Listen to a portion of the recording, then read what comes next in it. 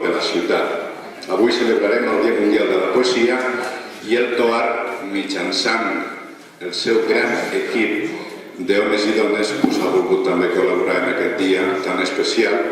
És de les arts, diguem-ne, literàries que probablement sempre en aquell moment precís més delicat en el naixement, en qualsevol celebració de la nostra vida, fins i tot en la mort, sempre busquem aquells versos que condensen què?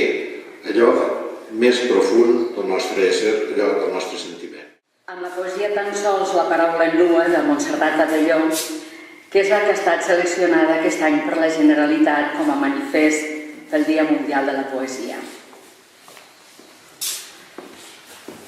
Tan sols la paraula nua, la teva, mai la d'un altre, la que reflecteix una vida dins d'una solitud curulla de promeses on tot és possible.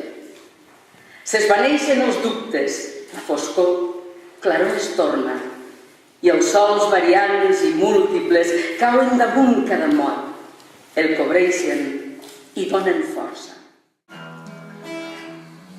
Topant de cap en una i altra soca, avançant d'esma pel camí de l'aigua, se'n ve la vaca tota sola. És cega. D'un cop de roc llançat amb massa traça, el bailet va brodar-li un ull i en l'altre se li ha posat un del. La vaca és cega.